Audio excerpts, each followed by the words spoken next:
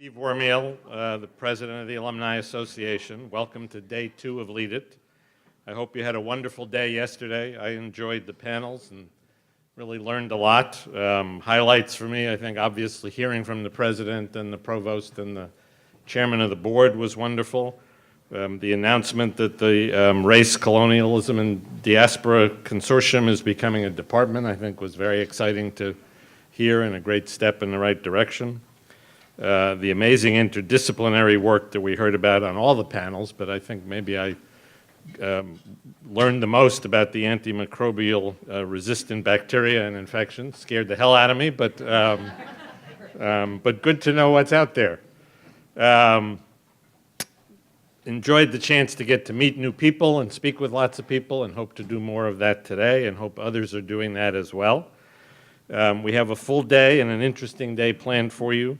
This morning we're going to start with a panel discussion featuring professors from the Fletcher School before moving to an interactive session where you can learn about different volunteer opportunities and expand your volunteer roles. And then we're going to hear from a panel of current students. And finally, midday, we will have a meeting of the Alumni Council. Those of you that are not council members, I hope will join us, and we'll talk to you a little bit about how the council works and what it does and who we are. Our panel today is on human migration, a global concern that Tufts professors are currently examining. Learning that Tufts is involved should come as no surprise. Making a global impact is not only a key component of the Brighter World campaign, but also an important part of the Tufts mission always. Shaped by common intellectual experiences in classrooms and labs, Tufts students and faculty are taking on active roles in the wider world and addressing complex problems. They're making a difference, but not just in international relations. They're making a difference in nutrition, in public health and disease, in the environment, and in so many other areas. Tufts is preparing the next generation of leaders to work cooperatively and compassionately across borders to enact solutions. I'm really excited and proud to be part of this community, the Tufts community, that's tackling some of the toughest global issues of the 21st century. And I hope you share that sentiment. Part of Tufts' mission is to provide transformative experiences for students. How do we do this? In part by providing robust financial aid and scholarship programs that allow the university to match students' dreams with opportunities in the arts and the humanities, in social sciences, engineering, science, and medicine. The lessons learned on campus today will continue to inform their successful and engaged lives long after they graduate. Providing an inclusive and collaborative environment where creative scholars generate bold ideas, innovate in the face of complex challenges, and distinguish themselves as active citizens of the world is what sets Tufts apart from many other universities. It's ingrained in our culture. It's who we are, active citizens making a difference. During the day today, just a reminder again, don't forget to tweet about your favorite Lead It moments using the hashtag #TuftsLeadIt and tagging us at Tufts University, or share your thoughts on the boards downstairs by the registration table.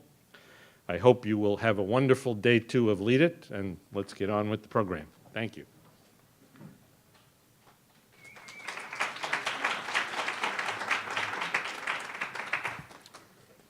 Thank you, Steve. Good morning, everyone. My name is Mark Ferry. I'm the co-chair of the Lead It host committee, along with my co-chair, Deanna Lopez. I'm a double jumbo, undergraduate 1984 and a Fletcher graduate 1986. I've been a member of the Alumni Council since 1995. I've had the pleasure of working with many people here and those who were before them on a variety of committees. And really, it's the working collegiality that's really given way to lasting and durable friendships, and really that's what makes the council so special. So I urge all of you who are considering a role to really take an active role, engage yourself in the council, because the rewards will really be much larger than the investment that you'll make. On to today's topic. As Steve has started to mention, migration has been a challenge throughout human history. The difference today is that social media, 24-hour cable news, bring the realities into our lives on a daily basis. For the past 2 years, investigators at the Henry J. Leir Institute of the Fletcher School of Law and Diplomacy have been looking at the state and local authorities, how state and local authorities are managing migration challenges in Europe and the Americas, and how these challenges may be affecting the perceived legitimacy of such authorities in transit states like Greece and Mexico. Again, as Steve mentioned, we have with us today professors from the Fletcher School who are going to share their research and insights into the migration experience from the vantage point of those on the move, as well as those in the host communities who either welcome or resent the newcomers. Moderating the discussion is Dr. Eileen Babbitt, Director of the Henry J. Leir Institute and Principal Investigator of the Migration Research Project. Please join me in welcoming Dr. Babbitt. Thank you very much. Thank you. Good morning, everyone. Nice to see you. The introduction sort of sums up what we're here to do today. As was mentioned, I'm the principal investigator and coordinator of a study that's being funded by the Carnegie Corporation of New York to look at migration and the challenges thereof and how it might affect or should be affecting local, national, and global policy thinking. What I and my colleagues would like to do this morning is present different lenses through which we've come to view this migration challenge. Global trends, regional politics, and the individual experiences of the migrants themselves. So you begin to get to see a full picture of the complexity of these problems. My colleagues who will be speaking in this order are Monica Toft, Professor of International Security, Katrina Burgess, Associate Professor of Political Economy, and Kimberly Wilson, Senior Lecturer in International Business and Human Security, all of whom have been looking at this question and the attending challenges for many years and in many different and intersecting ways. So I'd like to start with Monica. I'd like to begin with you. Can you give us some insight into how the world community is viewing international migration, especially countries on the receiving end of migration flows, and what accounts for these perspectives?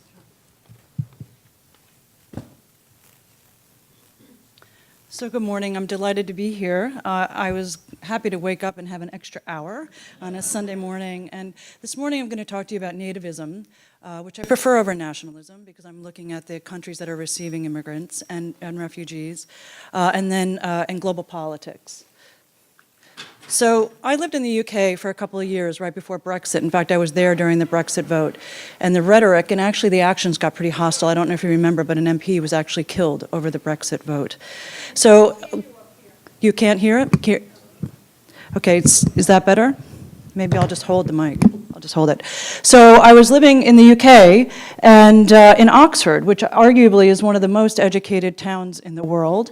And I would take the bus to and from work. And I got on the bus one day and there was a local newspaper, very local newspaper sitting next to me, and I picked it up and somebody had started to scribble all over it. And I don't know if you can see, but you know, the PM is promising to cut immigration. And you can see the person writes, promises, stop it all together, we're all full up. So immigration was extraordinarily critical to Brexit. So I thought, okay, that's sort of the front page of the newspaper, and I started reading through. And on the next page was an article about a teacher who'd begged girl pupils for a threesome. No commentary. And I was struck, okay, he's basically a white, probably British English chap. And because what I was struck by that is I get to the next page, and I'm sorry for the sticking up of the middle fingers, but here are two young men who basically stole a wallet from a man who had fallen asleep. And instead of, you can see that they say, bring back the cane, which is, going back to, corporal punishment. But the comment is, as bad as the Pakis, right? And so in the UK, it's Pakistan, it's South Asia that's seen as sort of overrunning the country. And I was really struck by that. And the rhetoric, if you had lived there during the Brexit, got really hostile. And to me, this was reflective of it. Coming in, on a bus in Oxford, where you tend not to hear and see that kind of thing. So I took pictures of it and use it to demonstrate that even in Oxford, a city, just like Medford, Tufts, where we're supposed to have open debate and dialogue and respect and treat each other with respect, this kind of thing is happening on a regular basis. So what's happening is I think this nativism, which I prefer over nationalism, it feeds into populism. And populism, I'll explain what I mean by that in a second, and it's resurging globally. We can just look around the world and see sort of the mass demonstrations of people saying that they want a direct response or a direct action with their government. It's domestically sourced. It's coming out of public policy, which people believe is bad public policy, but it's globally fed. And with social media, it's already been alluded to, people are learning from each other around the globe. We can think about the Arab Spring. And it is a foreign policy issue in terms of immigration. So nativism is a set of beliefs around the idea that the interests of native inhabitants should be protected against those of the immigrants. And it's sometimes referred to as majority ethnic nationalism, or in extreme cases, xenophobic nationalism, where there's actually fear that's embedded in that.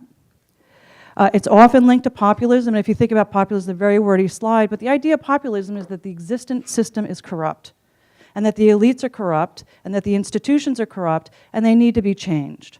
So you think about the UK, the election right before the Brexit vote, the Liberal Democrats were tossed out of office because they had made too many compromises as a party. The Conservatives and Labour, they don't know where they stand. And you can think about this country, the Republicans and the Democrats are really having a hard time, what do they stand for? And it's because people are challenging them and saying, we don't know what they stand for, but you're not standing for what we think you should stand for. And what ends up happening is if these political parties and these institutions, and also corporate elites oftentimes are targeted as well. We can think about Brazil, right, and the corruption, is that it gives rise to personalistic regimes because the institutions aren't valid anymore. So you look for people that can speak truth to power, so they say. And what ends up happening, and we're seeing this around the world in established democracies, is that there's no loyal opposition anymore. It's the enemy of the real people, who these people have decided are the real people, all right? And we see that. Hungary and Poland, I think, are the most extreme. So why now? I think it's a convergence of three trends. One is modernization, which the modern state promised to end war. I'm a student of war. Promised to end famine. Look at Yemen, right? Which is actually an artifact of war, among other things. It promised to deliver medical services, education, proper roads. And modern states are not doing that, right? They're falling back on that.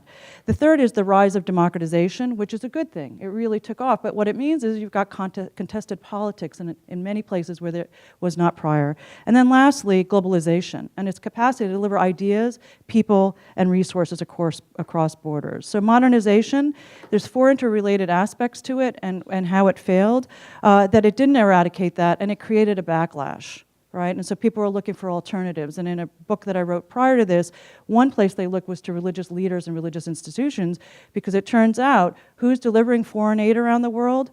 There's an estimate between $40 to 70% of all world aid dollars go through religious institutions. They're on the ground. And so many corners it was religious institutions. But in any event, it created a backlash, a demand for a change of institutions. It's both a left and a right issue. And it's not just about reforming the system, it's overthrowing it. This is what happened in Britain. And I'll show you some data in a second. So if you look in the United States, it's supposed to be the most developed country in the world, right? And they're supposed to be privileged, right? Whites are supposed to be privileged in this country. But how do we explain that non-college educated white males are dying disproportionately? It's gone up over 100%, their death rates. Oh, and by the way, at the bottom, most of us, we're all here, we're college educated. You can see that number, because it's not differentiated enough, but men and women with and this isn't working, with a 4-year college degree, those numbers are actually slightly ticking up. Even the people in this room, how can that be in this modern state? And then you can look at U.S. income inequality. This was a piece in the Washington Post, and what it shows is that in the past, it was the poor and the middle classes that got most of the benefits of any economic growth. But since 2010, that has gone disproportionately, not to the 0.1%, not to the 1%, but the 0.001%. So the income inequality has really taken off dramatically. So while modernization failed, modern states are not delivering what they're supposed to. Democratization thrived. And you can see this is good news. I'm sorry to be a downer on a Sunday morning, but the good news is actually the number of democracies are rising. The bad news is that it's contested. We know this from the Federalist Papers, right? It's the fight between different coalitions, right? But what this means is new voices are being heard and challenging the system. And it's messy and divisive business, and you get elite outbidding, which is political parties jockeying for our votes, right? Trying to slice and dice the electorate. And we see this in the United States, where we've got it down to the household, practically, about who's going to vote where. So, and then that's the second one. So modernization, then democratization, and then globalization facilitated the movement of ideas and people. And it's sort of worldwide, and it's really taken off, particularly since 1945, and then again in 1970 with the container ship, which had a profound impact on trade in the world. But then also satellite communications, and you can see this is a World Bank. I'd use my pointer, but it's not working. But you can see the 1970s, satellite communications really helped a lot. Now, one of the things we're supposed to be talking about immigration is that immigration actually has not been on the rise. It's been fairly constant since the 1990s. Most people don't realize that. What hasn't been constant is the number of refugees, and my colleagues are going to talk about refugees going over borders. And again, it comes down to a public policy issue. Where are they coming from? They're coming from Iraq and Afghanistan. The United States, because the invasions of Iraq in particular, but then also Afghanistan not helping to stem the tide. And then Syria, which really sort of set Europe over edge because you had a mass of migrants coming in. But we can also go back to the 1990s and wars in former Yugoslavia, that the Europeans, that was when they really started thinking, my gosh, we need to do something about these refugees. But so be clear that it's immigrants versus refugees, and it's refugees who are fleeing war, repression, and oftentimes trying to seek asylum because they cannot go home, either for sexual abuse, sexual violence, harassment, or just gang warfare and other kinds of things, not to mention war, of course. Moreover, why I think we're talking about these issues is that refugees come at a time of increasing global terrorism. So the only thing I want you to look at is the top two countries here on the left, Poland and Hungary, and they're the countries that are now have some of the most extreme sort of ideas about governance and democracy, right? And it's because the populations there make a clear connection between refugees and terrorism. And the truth is the data, the research shows that actually there's not. Yes, there's some bad apples that go on to commit terrorist acts, but for the most part, they just want to get on and live their lives. All right, so the convergence of these trends have raised questions of who are we and where are we headed as nations, as peoples. And so if you look at Europe, this is not just an American, it's not just a UK problem, but if you look, the rise of parties on the right are directly correlated with the rise of migration, with people trying to get into the borders. And if you look at the Brexit vote, how you feel about immigration, regardless of your income, is how you voted toward Brexit. It helped to inform. So if you felt like there's too much immigration, you tended to vote for Brexit because it would allow you to control your borders. If you didn't, then you didn't vote for Brexit. And surprise, surprise, we see the same thing with attitudes toward Trump. This is why we're talking about the wall, the caravan. It's appealing to a portion of the population, regardless of income. This is not an income issue, right? That there's a direct correlation between your vote and how you feel about immigration and your vote for Trump. All right, so nativism and populism, the bad news is it's here to stay for a long time. People have to get out and vote and decide what they want to do about it. It's complex and it's complicated, right? It's not just income, education, and what I would say, it actually boils down to really solid, good public policy, which is why I'm at the Fletcher School with these great colleagues. And traditional political parties and elites, they're struggling with this. They're trying to figure this out, right? We hear the Republicans are trying to figure out what is their message, just as the Democrats are trying to figure out what is their message, because the people are not happy. And then we're going to continue to have conversations about who are we, who does not belong, and who does belong. Thank you very much.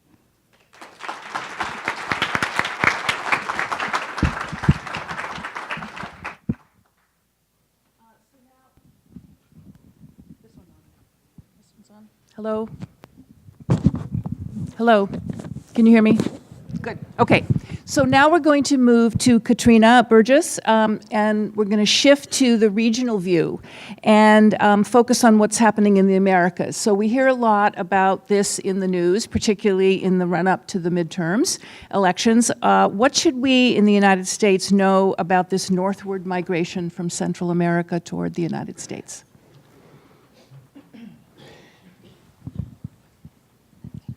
Thank you, Eileen. Let's see if this works.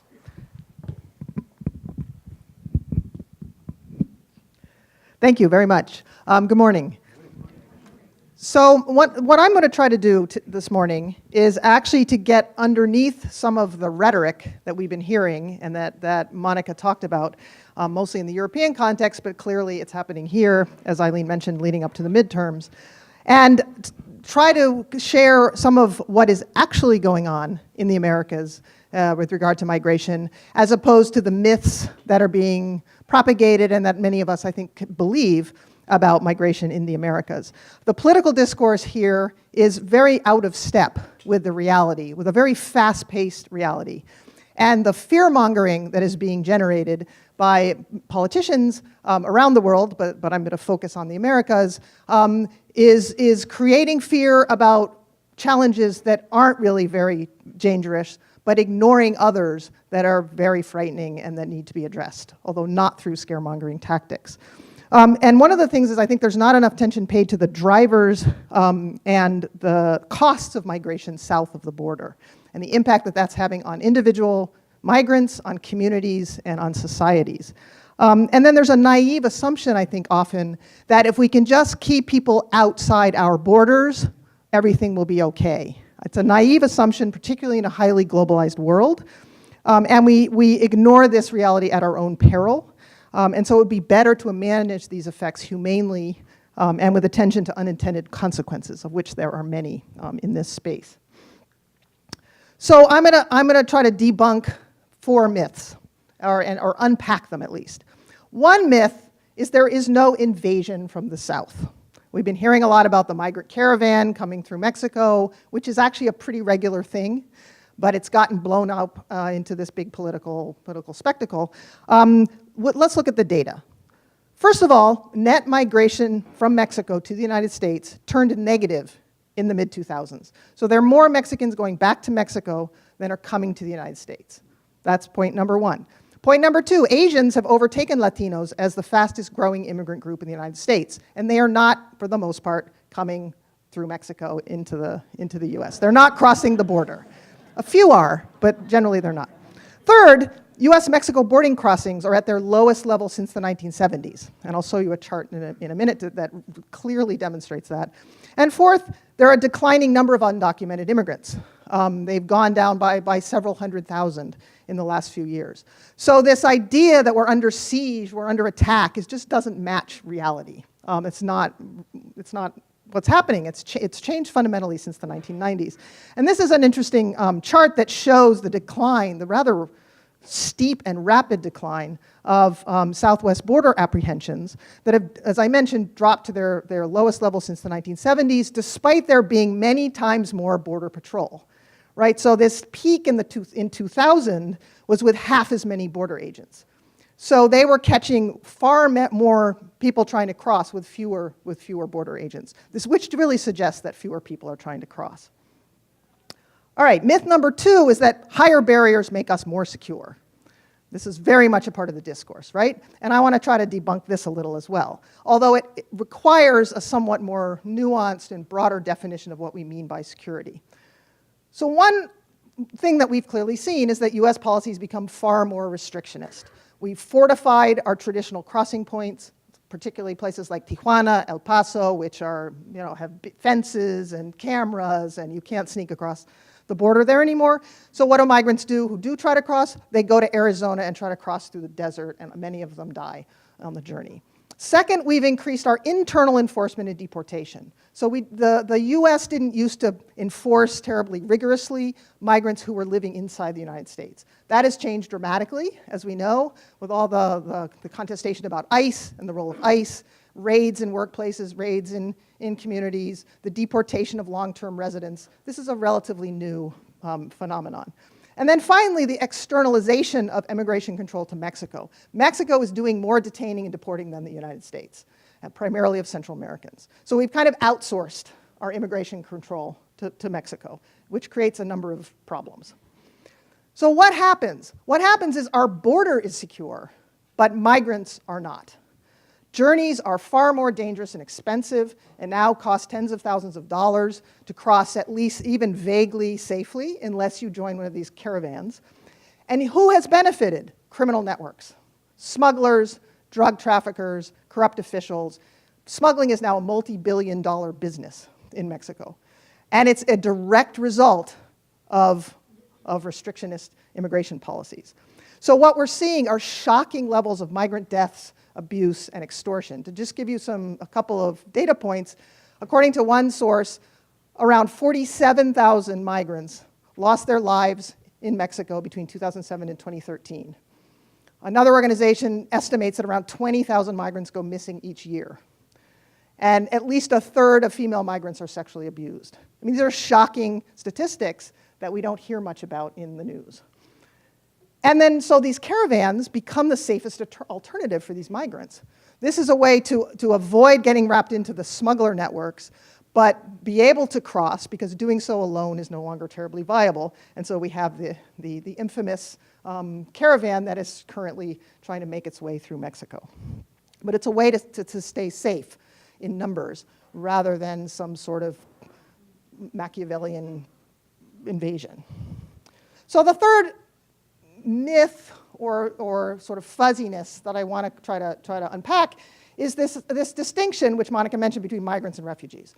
And it's an increasingly unuseful distinction because it's really not clear where the line is. So one thing that we're seeing in the Americas, which is quite different, is the drivers of migration are no longer primarily economic. I started studying migration, and I studied labor migration. Well, now that doesn't cover a lot of what's happening in the Americas. So, but the literatures, the policy networks looking at migrants versus refugees are very different, and we need to move beyond that. So, Central Americans are fleeing homicide, domestic abuse, gang recruitment. They're being pushed out of their homes by astronomical levels of violence. And then there are the Venezuelans, which Eileen's question didn't mention. And this, I think, is the really big story that we're not paying much attention to.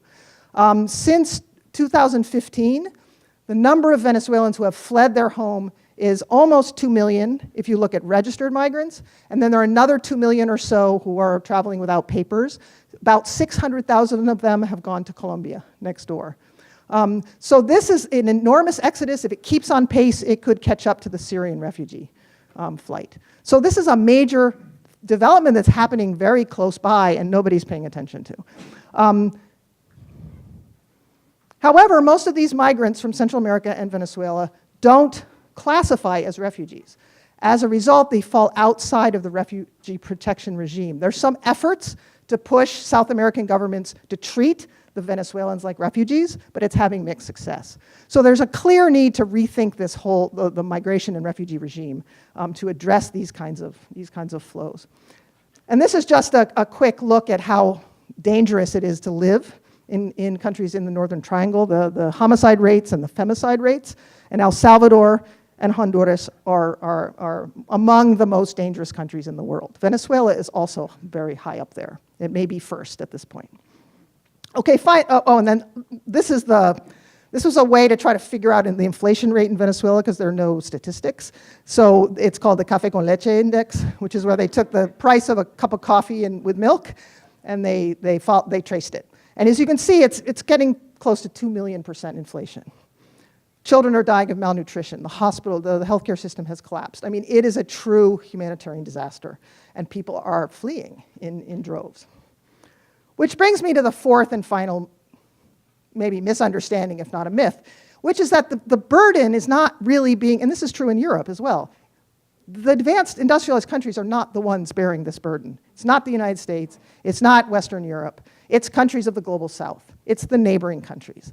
And in the case of Latin America, it's Mexico, it's Brazil, it's Colombia, it's Peru, it's Ecuador, and many of these countries have historically been countries of emigration. They're not used to trying to absorbing and providing the needs of immigrants. It's a very new phenomenon for them, and they're woefully unprepared to do it. And yet they're the ones who are having to host these populations. So far, and I'll close with this, the lack of the kind of backlash that we heard about in Monica's presentation is remarkable, actually. There's some. There have been some attacks on migrant camps. There have been some anti-immigrant demonstrations in Ecuador. A far-right populist just won the election in Brazil, but not with much of an anti-immigrant rhetoric. He was worried about other things. However, I think it's coming. It's coming if something isn't done. We're going to see very similar types of backlash, very similar types of politics in the Americas if we don't act soon as an international community to do something to help these countries manage these new populations. Thank you.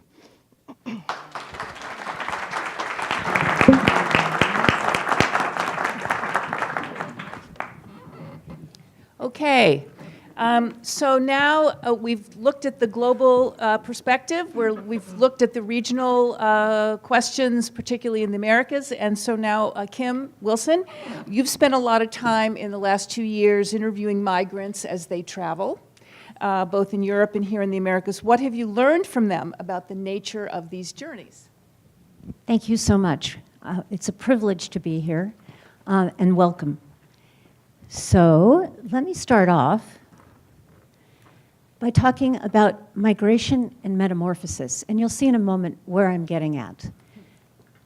So this is a group of Fletcher students, 8 of them to be precise. I couldn't get them all in this one photo. And we went down together to Central America and were joined by 4 students from UPeace. And these students were from Nepal, from Algeria, from India, from Bangladesh, and from French West-speaking Africa. And we also had Spanish speakers and a couple of English speakers among us. And I'll tell you why this collection of fantastically brilliant students. And here you can see us. We're interviewing people.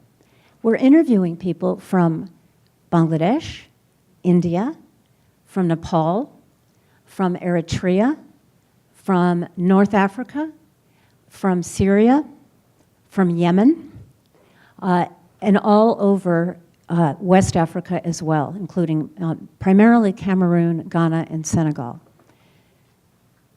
And here's where we're interviewing them. You can see here we're intercepting them along their trails. We're interviewing them in cafes. We're interviewing them just at the side of the road. So why are people leaving these countries, and where are they going?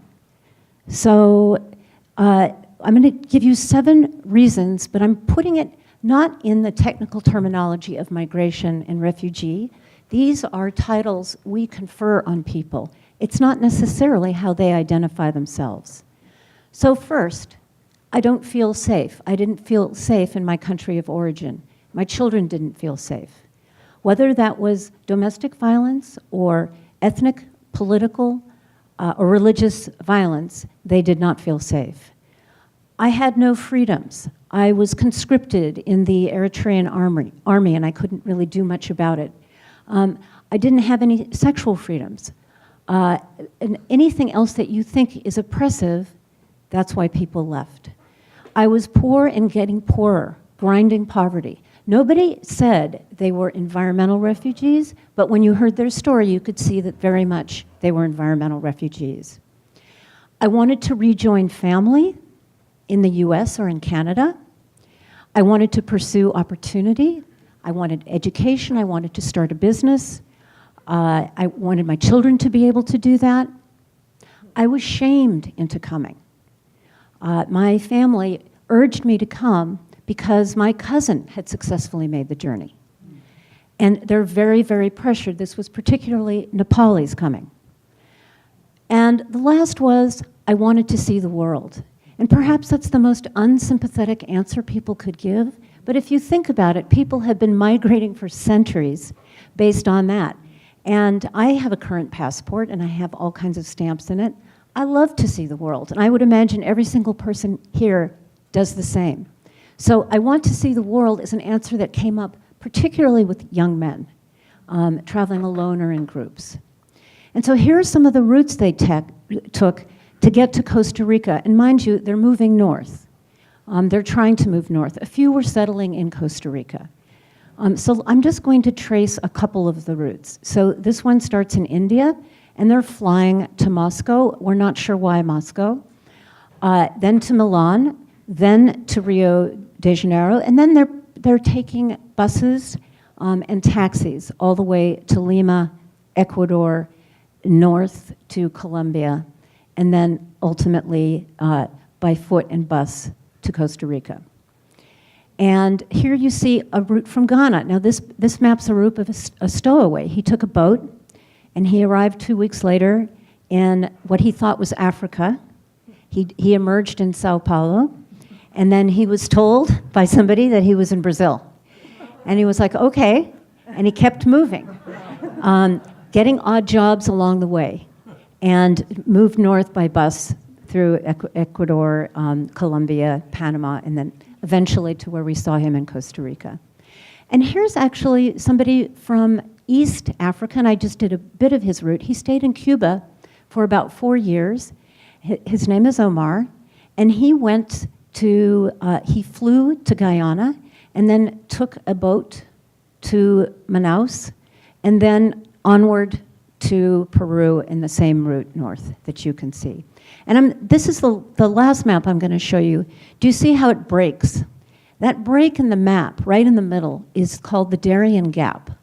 And the Darien Gap is where the Pan American Highway cannot go. They have not been able to engineer through this jungle with mile-high mountains and raging rivers a structure that would not put the area in a great deal of environmental jeopardy. So that's where the road stops. But as one of our migrants said, and I'm calling them migrants because until they're conferred as refugees, they're migrants, said that even though the road stops, the economy is everywhere. And this is to Katrina's point about there's a very vibrant smuggling network taking people through this jungle. And there's also something everybody called the mafia. The mafia being a mixture of paramilitary and local gangs, which were robbing people in the jungle. So if you went into the jungle with any kind of money or a cell phone, you came out without any money or a cell phone. So this brings us, I'm just going to talk for a couple of minutes about identity and metamorphosis. So really what we saw, our study was called the financial journey of refugees. So we were down there to see how did people finance their journeys, not just fund them, but finance them, and we can talk about that if you want during our break. And the reason is that I have a financial background, and was there a role for legitimate services, Western Union, MoneyGram, maybe even the banking system, to play in helping people move and finance their journeys? But what we saw was really it was an identity journey, that people were changing their identity across 7, 10 borders, and each border trying to be a sympathetic character based on what that particular country saw as sympathetic. So you were not welcome maybe in one country as a Nepali, so you passed as an Indian. Or maybe Ghanaians were not welcome because they spoke English, and the French-speaking Senegalese picked up Spanish pretty quickly. So it would be better to say you were Senegalese. So people are actually switching out their identities, and part of how they're doing this is they're losing their passports. They might have gotten to Brazil and Ecuador with a passport, but they're ditching that passport as fast as they can to try to assume a country of origin that seems more grievable to the border authorities. The second thing that would happen is people would assemble themselves in ways that also look sympathetic. So I might be a single woman traveling alone from Cameroon, but I would huddle together with maybe a man and a young person to look like a family. And because when I crossed that border, I didn't want to be seen as, some harlot that was on her own and was fair game. And the men would do the same things as well. So people were changing their countries of origin, they're assembling new family structures, and all with the idea of being able to move north. And then finally, when they would get to the US border, and we know this because we were able to interview some people once they had safely made it back, or I shouldn't say back, but here, they were changing their stories to something that was more acceptable. So they might have left to see the world. That might have been why they left. They might have left because they felt forced to by their family. But that's not the story they told. If they were from Nepal, they said they were fleeing the Maoists, even though the Maoists haven't really been a problem there since the late 2000s. They would create stories that our border people would think were permissible and acceptable. And by the way, we have some alums that served as border authorities, and were all too happy to accept the stories that they knew probably weren't the truth, but somehow fit a category that our country could understand. So I leave you with this thought. Does it make sense for us to ask really resilient, really determined and hardworking people who really would like to come here to work and not necessarily bring their families? They'd like to go home. They'd like to send money home, save up, and return. But we don't have a category for that. So that's not an identity that they can assume. Thank you.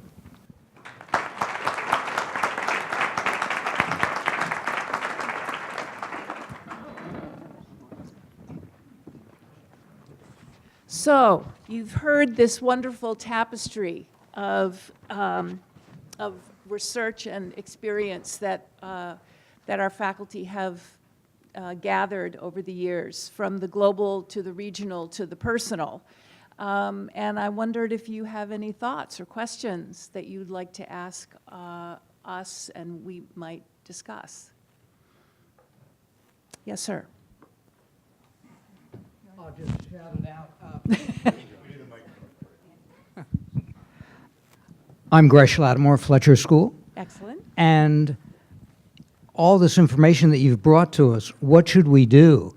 I mean, identifying the problem is helpful, but it would be just as helpful to say, and here are 3 things we ought to do. Shall we send in the Marines? You know, that's been part of our history, and it wasn't very successful in Central America. There are just we have a lot of options. It seems to me we should be supporting the regimes, if that's even possible in Central America, to make their countries more livable so that they stay. And it's very interesting, the last comment about people just coming here to work, send money home, and so forth. But ultimately, they're going to come here, I would think. I don't know, but Yeah. what should we do? Yeah. One of the things that I noted also, to just build a little bit on your point, is that there's a set of shared concerns of both the receiving countries and the people who are moving, which is about security. Economic security, physical security. I mean, the people who live here, here being the United States, some of the concerns that you were raising have to do with opportunities not realized or perceptions, and the same thing happening of the people who are moving. How do we deal with the fact that we've got similar needs but different perceptions about how to get those needs met in terms of what we might do? Any thoughts? Well, one thought would be, and this isn't my thought, other scholars have presented this, but that for people who do want to return home and work here, and there are quite a many, I would say every single Indian and Nepali we met had plans to go home.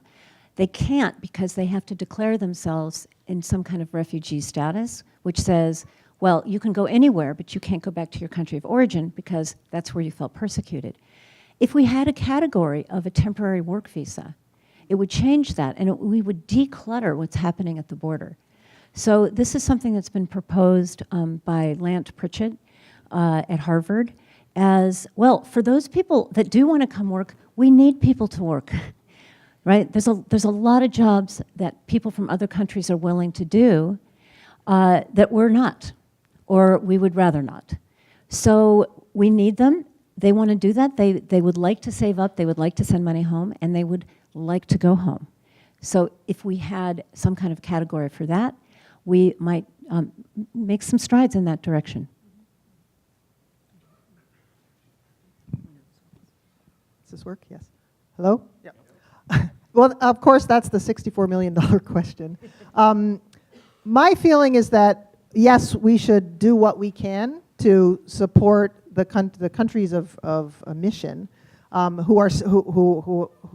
where people are finding lives unlivable to overcome those challenges. But that's a decades-long project.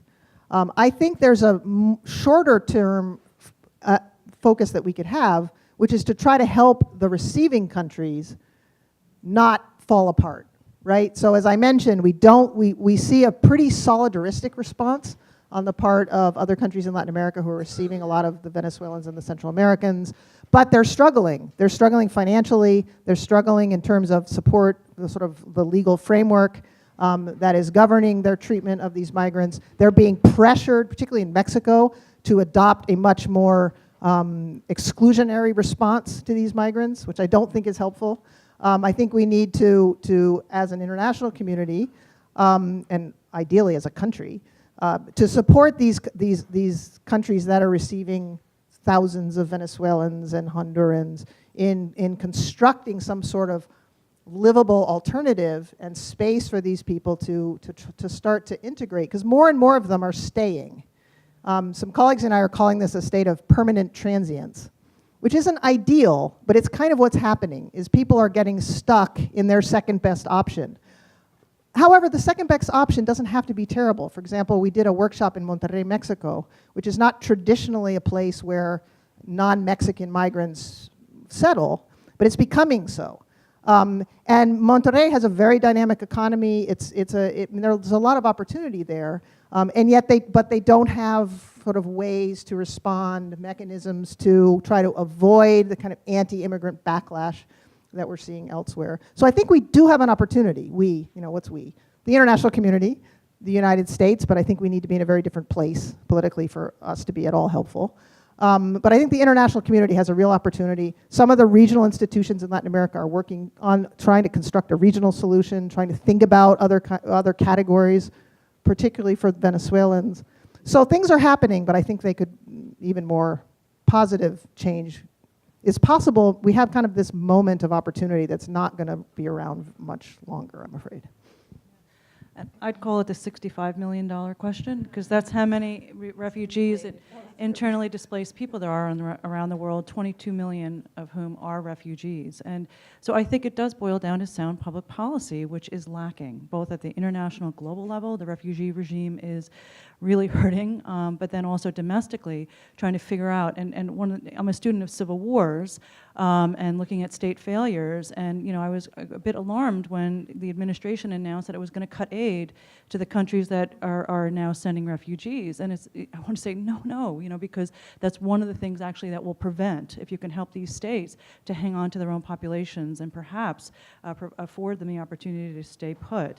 But in any event, so I think sound public policy, and I wasn't doing, vote, right? Vote with, on the ballot for people that are actually advocating for true solid immigration reform, and then also going to support international organizations that are, the refugee regimes, right, that are going to help as well.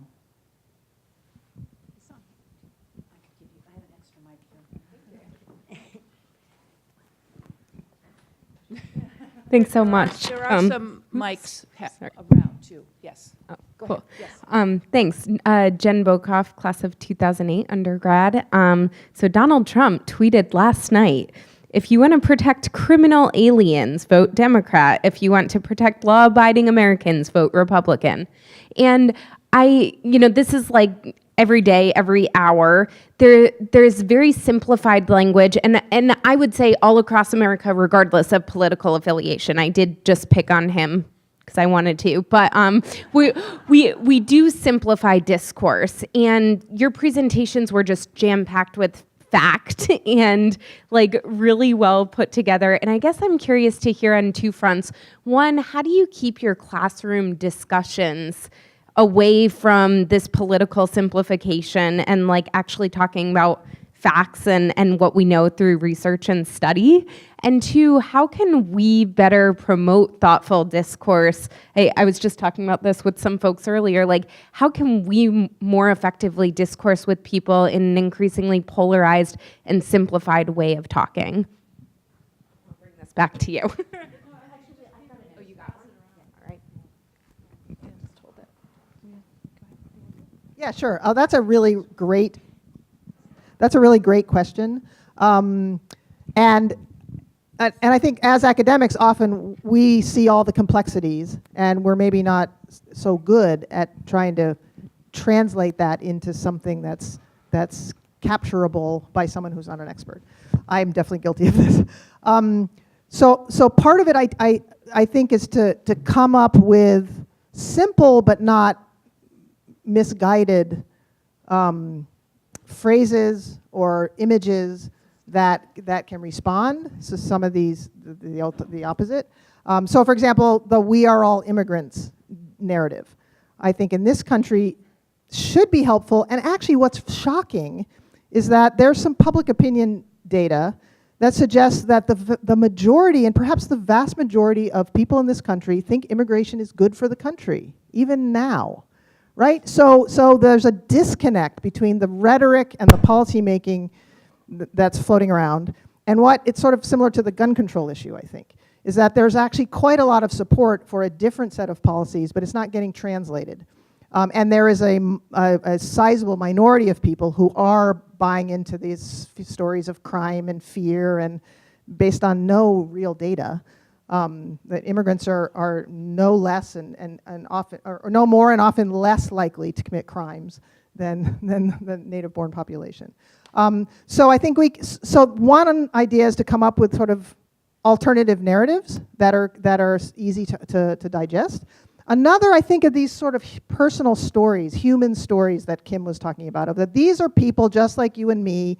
They face similar struggles, to humanize it, because this is what's really terrible, is that immigrants are being dehumanized.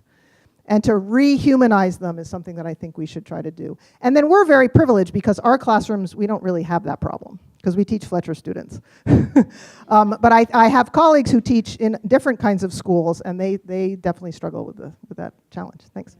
So I've taught in a number of institutions, including in Europe, with a number of Hungarian students who, in Hungary, it turns out, because they have never been actually a receiving country, despite having been part of an empire, really this is one of the reasons where Orban is doing so well in terms of, making it this extreme nationalism, hyper-nationalism. So in the class, so I've taught those kinds of students. Then at the Fletcher, Katrina's absolutely right. The Fletcher students, we do have very hard and difficult conversations about this. And so how I deal with it in the classroom is with facts, right? Which is a little unnerving today because, of course, facts are disputed, or people say, where do you get your data? Or they just ignore the facts. So like today, I just wanted, every time I made a claim, I tried to give you a piece of, data, a data point, to be able to stick on that so that we can have a conversation about whether that's the case. And then you can move in. And I agree with Katrina. This is why Nicholas Kristof, the New York Times writer, he always humanizes his story. Anybody see today's New York Times Magazine cover? Sadly, it's about Yemen and the war in Yemen, and the little girl, she died, right? So because of what's happening in Yemen. And so you want to humanize it to say, that could be me, but for the grace of God, right?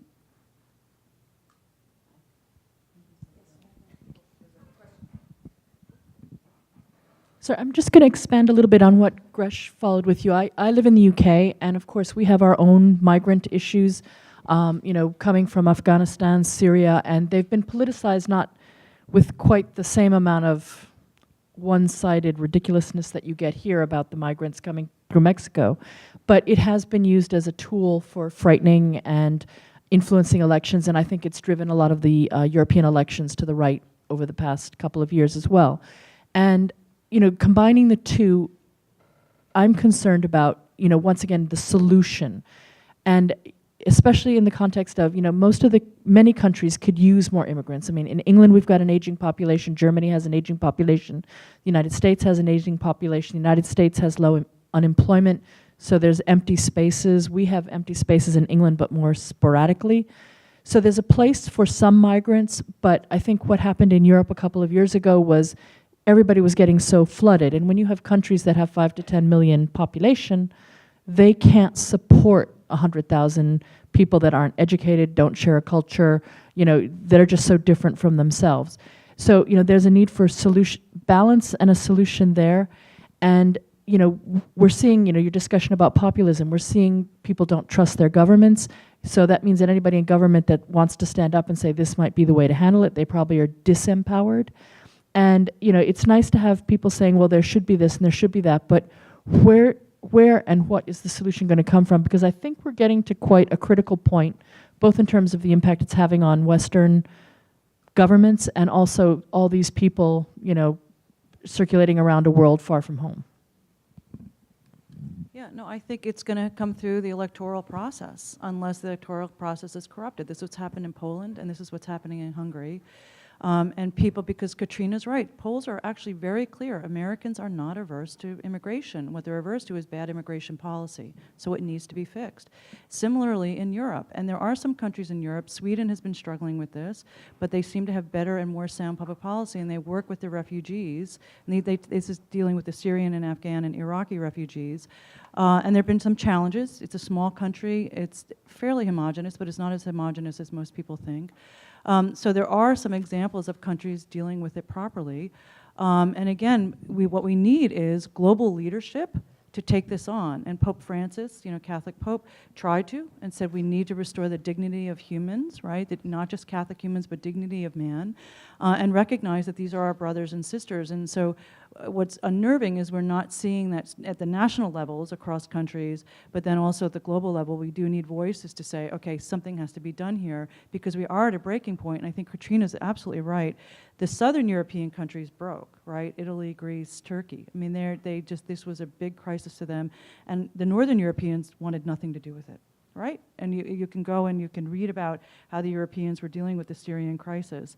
And then the question is, are the Americans and are the Canadians going to help the southern frontier deal with their crises? And I'm not sure. I mean, given the level of rhetoric that we are facing still in this country about this. So I'm not optimistic, but it has to come from people really pushing. And if it's the case that surveys are correct, that shows that immigration is not as perilous, among the populace, then people have to stand up and say, okay, we need sound refugee policy, immigration policy going forward. I would just add one other thing, and I know Europe has been trying to do this, and it's been very difficult, but I do think these problems need regional solutions. That this unilateral approach to migration it's not working. It's basically the balloon effect. One country closes its borders, and it squeezes the people into another direction, often through more dangerous and isolated routes. So this is going to require, I think, for any meaningful solution, something to happen at above the level of the nation state, at the regional level and even at the global level, and some mechanism. This is very pie in the sky, but I really think ideally we have some mechanism for distributing the impact of these flows, because they're going to get only worse. If you would, let's make ourselves even more depressed and bring in climate change. Right? So the latest predictions are not good. And we just had someone elected in Brazil who is promising to unleash development in the Amazonian rainforest, which is our carbon sink. Right? So if the predictions of that report come true even sooner, we are in big trouble, because these flows of people leaving their homes because they're forced out are just going to get larger. So we better come up with some sort of mechanisms to handle this, because the distribution of the burden, if you will, is very, very uneven. And it's actually the countries least capable. It's not even Italy or Greece. It's Jordan. It's Turkey. It's Morocco. It's Lebanon, right? Who really are not equipped to handle it. So I'm not quite sure how we work this out in a world of nation states, but the current structure isn't responding at all adequately.